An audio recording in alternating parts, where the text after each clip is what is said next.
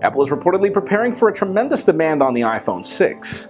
HTC unintentionally leaks its own smartwatch plans in its own video. And believe it or not, LG just made your G3 obsolete, just like that.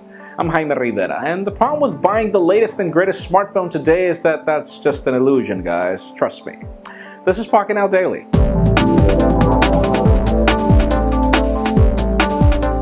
Let's begin today with the official news, as I know some of you will be a little disappointed. You remember those rumors of an LG G3 Prime, and we were wondering exactly what LG could improve?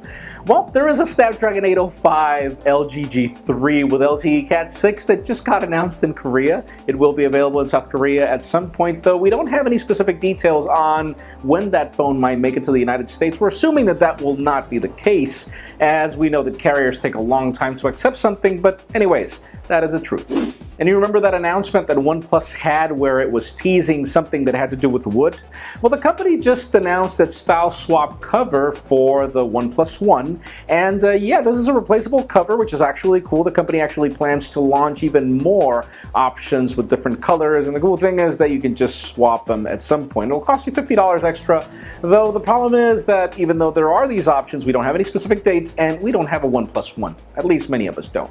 Now, we've heard a crazy amount of rumors of HTC working on its own smartwatch, and even though it didn't get announced at Google I/O, we have this video from HTC Design, and if you look closely, there are some clips where you can see the smartwatch being designed in a computer. You can also see it on a table being tested for its own dock. So yeah, the company is working on a smartwatch, though we don't have any specific details on when we could expect it or how HTC plans to wow everybody after Android Wear is fumbling. And for those of you that are wondering if it's time to buy an iPad, well, we would suggest you don't, as there are rumors of an iPad Mini Air in the works that's 30% thinner than the current model. It would be the thinnest mini tablet in the market, but it'll have the A8 chip. We don't have any details on Touch ID yet, but we assume that it will have it.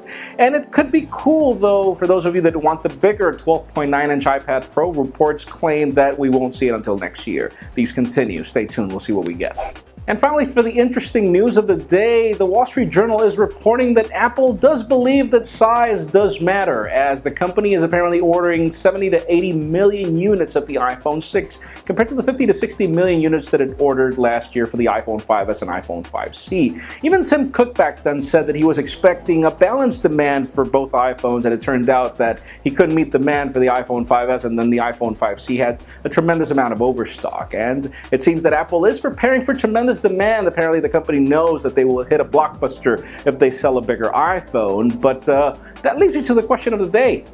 Are you planning to buy an iPhone 6 this year? Are you holding out on all the hot 2K phones that we've seen this year for the iPhone 6? Because in my particular case, honestly, with the HTC One I made, I'm kind of happy, but I won't deny I am waiting for the 4.87-inch model. So let's see what we got. Leave us a comment down below. What are your plans?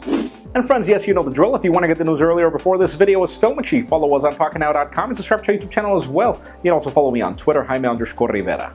Please give this video a thumbs up if you like what you saw. I am Jaime Rivera. Thank you very much for watching. We will see you tomorrow.